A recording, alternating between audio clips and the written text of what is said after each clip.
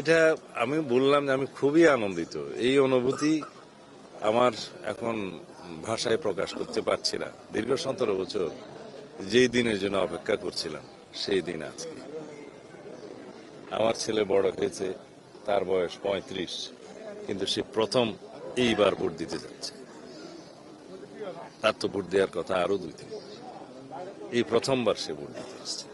এবং আমি গতকালকে দেখেছি আমার এলাকা এবং বিভিন্ন এলাকার মানুষ অনেকেই বিদেশ থেকে এসছে ভোট দেওয়ার জন্য, আমেরিকা থেকে এসছে, দুবাই থেকে এসছে, ঢাকা থেকে এসছে। সবাই বয়োবৃদ্ধ লোকেরা উৎসব মুখর পরিবেশে কেমন যেন ঈদ ঈদ লাগছে তাদের, ঈদ উৎসবের মতো তারা এখানে ভোট দিতে আসছে।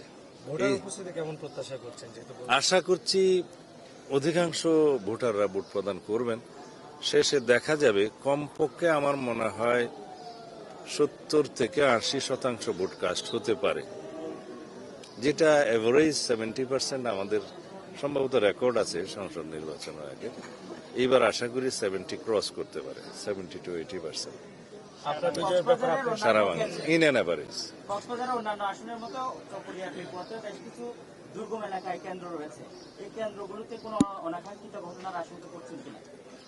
আমি আশঙ্কা একদম উড়িয়ে দিচ্ছি না। কয়েকটি জায়গায় যেখানে রিমোট এরিয়া, এখন অবশ্য রিমোট নাই, রিচ করা যায়, সেখানে আইন শৃঙ্খলা বাহিনী, ম্যাজিস্ট্রেট এবং নিরাপত্তা বাহিনী সবাই একসাথে সমন্বিতভাবে কাজ করছে বলে আমার জানা আছে। দেখা যাক, হোপ ফর দি বেস্ট।